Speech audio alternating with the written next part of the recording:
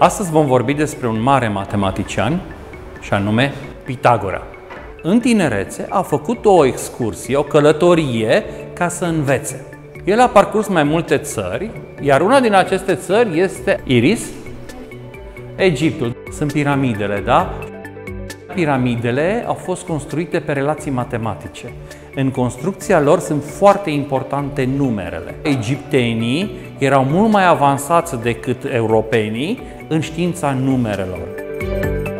În această lecție, folosind ca pretext teorema lui Pitagora, am încercat să prezint câteva facilități ale softului Smart Notebook și ale tablelor inteligente Smart. Aceste facilități creează o varietate extrem de largă de aplicații și mențin interesul elevilor.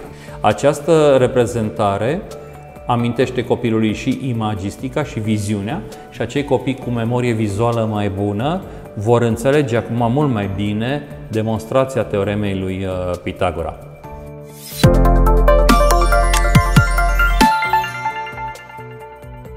Vă propun un joc. Avem două OZN-uri care au adus niște extraterestri. Ei trebuie să se urce în navele lor, dar într-o navă nu pot urca decât 3 extraterestri care pot fi laturile unui triunghi dreptunghic. Trebuie voi să stabiliți care extraterestri pot urca în prima navă, care extraterestri pot urca în a doua navă.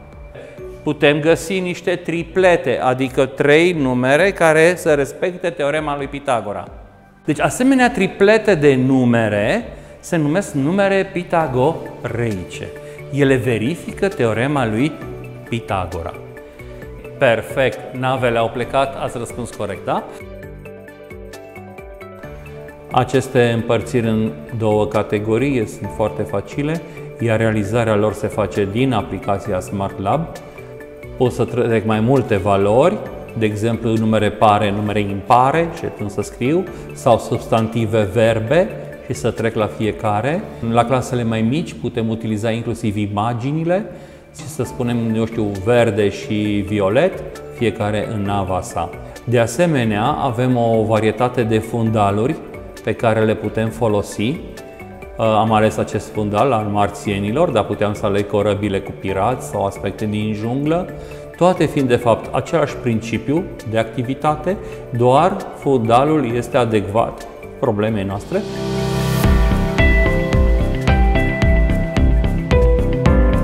În continuare, vă propun un alt joc și vom lucra iarăși în echipe. Ilinca, Carina, faceți voi echipă. E rândul vostru să învârtiți roata. Ați câștigat dublarea premiului. Învârtiți din nou roata, vă rog. De acasă, vrea cineva să intre în echipă? Răzvan, dacă am ipotenuza de 5 și o catetă de 4, cât e cealaltă catetă? 3. Foarte bine. Dacă am un triunghi dreptunghic cu ipotenuza de 13 și o catetă de 5, cât este cealaltă catetă? 13 la pătrat minus 5 pătrat. Și cât e 13 la pătrat? 169, da, Răzvan? Mulțumesc! În următoarea aplicație, tot din Smart Lab, am ales un concurs care se poate desfășura între două echipe.